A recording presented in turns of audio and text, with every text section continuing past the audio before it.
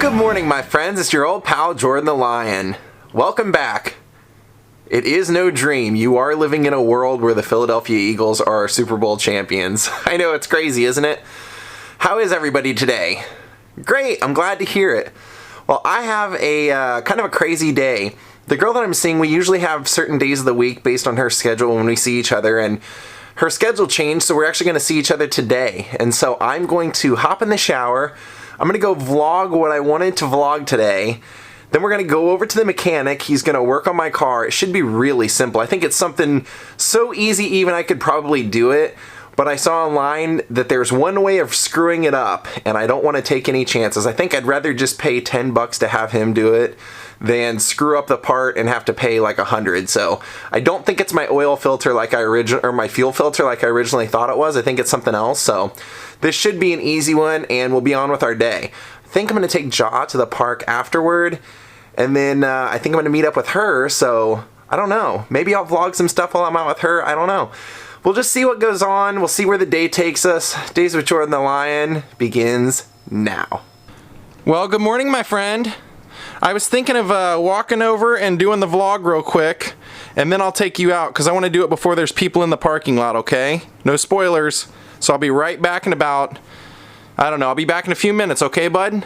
Well, Jeffrey, we're going to go over and we're going to do a vlog today of one specific episode of one of my favorite shows growing up. Even though it wasn't on when I was growing up, I watched it a lot in syndication. And about 2 years ago, I was watching this episode and I noticed, hey, I recognize that area. Let's go take a look. Well, it is a beautiful day here in Los Angeles, California. Good morning, Lionhearts. Well, first things first. Well, gang, we're here. We're not just here to do some shopping today. This is actually what we're gonna vlog today. The supermarket behind me may not look all that familiar to you now, but when I match it up with the episode in question, I think you'll be pretty shocked. Now, about 2 years ago, I was over at Kevin's house. We're flipping through and I see this crazy looking hippie walking around a parking lot with his hands out, framing up shots like a director, and I go, hold on, I wanna see this for a second. And I noticed in the background a couple of buildings that look pretty familiar. So I'm gonna match it up, tell you what this was, and what show it was from, and why I was such a big fan of this. Well, in the third season of the Brady Bunch, there's an episode where everybody but Mike is here doing some grocery shopping, and they get discovered by a director for a soap commercial. Safe soap. Let me go show you where this all starts. Now, the whole look of the building is completely different. I almost didn't recognize it. When I first started watching the episode, nothing struck me as being that familiar at first. But originally, they would have had the entrance right over here, right in the very front, right under this Wolfgang Puck sign, and you would have seen the Brady clan, all the kids and Carol, come walking out of the doors that would have stood right there. They come pushing their cart out right along the front of here.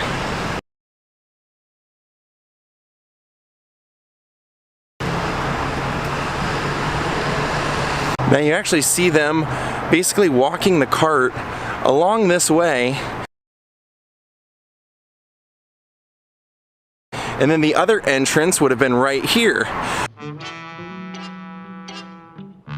Now, I actually believe that this is the original grocery store that was here because I've talked to a few people that have lived in the neighborhood and they said this was always the, you know, it was originally the Mayfair when, before this, but you actually see the second entrance is right back here. And you see that there is a driveway, the actual driveway for the parking, instead of being laid out the way it is now, like this, it was actually going parallel this way, and everybody was parked at an angle. So you actually see this director from his point of view. You see him walking around with the hands up, framing the shot, looking at the Brady family doing this move, and they're actually parked right over here. So you see him come over here, and he's actually framing up the shot again, peering through their window. And Bobby's going, "Mom, what's that guy doing? He keeps looking at us." She goes, "Don't worry, ignore him, ignore him." The whole family's right there. You are it. You are really it. We We are what? And then this is where I actually figured out where this was. In the background, you see the whole Tailwaggers complex. Well, look, I'm a TV director. Here, read this and then we'll wrap. Skip Farnham Film Enterprises? Now, this they've actually recently tore the sign down for this place. It used to be Victor's, but in the episode, it's called Bagpipes. And those trees weren't quite as big, but that telephone pole right there was still in the shot. That was the same telephone pole from there. Us in a TV commercial? And you see when the guy who plays the director, his name's Skip Farnham, and he's actually a pretty well-known actor, especially for his voiceover work, but you see him over here talking to the family, telling them that he wants to make a commercial with them, and you actually see that Victor Square sign right over there, right behind his head. Now I'm using a wide-angle lens, so it's going to look a little bit different, but you see him tell them right there that he wants to hire them to do this safe soap commercial. Well, look, we want you and your kids and your husband all on TV, selling our groovy product, Safe, the greatest little laundry soap in the world. And if you remember the commercial, they end up not knowing what they're doing, so they take acting lessons and they totally blow the commercial. They're overdoing everything, and in fact, he even like cancels the commercial halfway through and says, "This is it, we're done." What happened to the all-American family that I scouted and hired? And they say, "Well, we didn't know what we were doing, so we took acting lessons." He's like, "We wanted to be big, larger than life." And he says, "Well, you can be larger than life somewhere else. Get out of my house." And then Mike says, "It's actually our house." So the whole production closes up and the commercial's canceled. Now, what's pretty crazy about this episode is that the guy who plays the director, Skip Farnham, is actually a well-known, well, quasi-well-known actor named Paul Winchell. And Paul Winchell might be more notably known if you watch the episode and you catch a little bit of the clip here. Yeah, I've been looking for weeks, for months. Oh, this is exactly right. The whole ball of wax. You'll notice that his voice is very unique. He was actually the voice of Tigger on Winnie the Pooh, but more importantly for my life, he was the voice of Gargamel from the Smurfs. Now, one of the crazy other stories about this is I didn't include this when I went and vlogged the Brady's home, but I wanted to, because some of the backstory in the Brady Bunch is that the actor Robert Reed, who played Mike Brady, he didn't even want to do the show. He was contractually obligated. Paramount had actually signed him because they were going to make a Barefoot in the Park TV show based off of the play, and he had made the play pretty well known. He'd done a great job in that, and they decided not to do the show, so they had to find another vehicle for him, and they wanted to put him in Brady Bunch, and he didn't want to do it. He didn't want to do any kind of comedy, didn't like the concept of the show, and was actually talked into it by Sherwood Schwartz. Sherwood told him that it would be like a modern day accurate look at life, and then when they started doing this show, it was pretty obvious it was more of like an over-the-top comedy, and so he didn't like it. He was constantly trying to put his suggestions into the show or gear the direction of the show, and was just constantly butting heads with Sherwood Schwartz. So finally, in the very last season, and what's weird is that Brady Bunch has lived on. I think since it went off the air, I read somewhere that there's never been a day where it wasn't in syndication somewhere, where there wasn't a day where it wasn't being played somewhere in the world. Now, what's weird about that, though, is that the Brady Bunch, when it was on the air, was not all that popular. Up until its 6th and last season, it had never been ordered for an entire season. Like, Paramount had never said, like, do 20 episodes. It had always been partial seasons, and it wasn't until that last 6th one that they actually got an order for a full season. And Robert Reed and Sherwood Schwartz just couldn't get along, and finally Robert Reed was fired. And what they did was they basically just wrote him out of the last episode, that episode where Greg uses that hair tonic that turns his hair orange. Robert didn't like that episode, was complaining about it, and they just said, "You're done, you're gone." And he actually uncomfortably hung around the set the entire time that they were filming that, even though he wasn't in it. Director Sherwood Schwartz just said he didn't want security to come remove him in front of the kids. He thought it would be a bad memory, so Robert Reed didn't get to act in the last episode, and they actually considered replacing him for the season coming up, but then they just decided to cancel the show altogether. and it was that was the end of the Brady Bunch. Now they of course did reunions and different things later on, and Robert Reed would do that.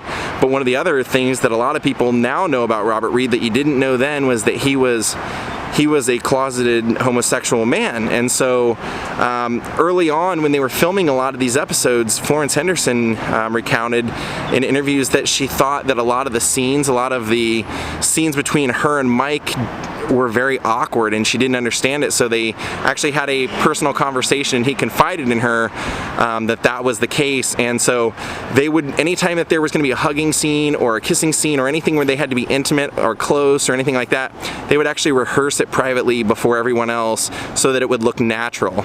And one of the other funny things about this show that I wanted to mention last time I did the vlog and I didn't, I wish I would have, was that Ann B. Davis, who played Alice, there was an episode where she played, she had like a sister, and her sister was the sergeant. Remember, like the drill sergeant type woman? Ann B. Davis actually did have a twin sister in real life, but she was not in the episode. It was actually Ann B. Davis. This whole side of the building is different right here. I mean, it's not even, they've completely restructured it. So here you go. If you look around on YouTube, or you're a big Brady Bunch fan and you remember that episode where they get discovered to do the laundry soap commercial, this is where it happened. They basically would have been parked kind of at an angle right here. Their car would have been parked going in like this. Now I can't believe I forgot to do this vlog. I've been planning on doing this since the very beginning. I just thought it would be a super easy one because I'm over here all the time. And then it's one of those situations where I just completely forgot about it. And then the other day somebody mentioned it, that when I was coming in here, they're like, oh, that's right, that's where that was at. And I go, God, I forgot to vlog that. So today's the day, and thank you, sir, for commenting that and reminding me, because I definitely probably would have eventually remembered, but sometimes when there's something that you think you'll never forget, those are the ones you forget. So I actually have to run in here and buy a few things. Da, da, da, da, da, da, da, da, da, da. Yeah, and you can tell just by looking at the side of the building over here from the little clip that I match up here, completely different. Oh, nice, Valentine's toys. Get a few power bars, then head to the mechanic. Ah, the joys of vlogging in Hollywood. Everywhere you look, there is a vlog to be done. Now, let's go, I said we were going to go to the mechanic, but I got to take Jaw for a walk first, so let's go take the Jawster out and then we'll go to the mechanic. Oh, nice ad. Do you need a crying kid for your movie? My snot-nosed brats are guaranteed. Wow. If wife answers, hang up. I almost can't believe it. He just walked by Tailwaggers and didn't try and go in. Good boy. Alright, we're heading to the mechanic, and there's actually something I want to show you guys while I'm over there. Not worth its own vlog, but definitely worth showing you. Well, I got the news on my car. The bad news is it's not as easy as I thought it was going to be. It's not a $10 fix. The good news is it's a $100 fix, and it could have been way worse. So if I buy the part online, I can probably get it for about $70 or $60, and just have to wait a few days on getting it fixed. But he plugged in the little computer thing and got the readout, and it's exactly what I thought it was. I just online, when I had read about it, it said it would either be you'd have to clean it and it would work, or you have to replace it. So it looks like I have to replace it. So I wanted to show you guys this anyway. This is the Bureau of Street Lighting, and they have this like display of all these weird street lamps that are all over Los Angeles, and they have them out here on display. So I just thought that was kind of cool. Like I said, it wasn't worth its own vlog altogether, but I like seeing that kind of stuff. You know, I like seeing the way a lot of these street lamps used to be, or the variations that they use all over the city. So I figured I'd pull the car over a few blocks away and come by and check it out while I was over here. Kind of cool.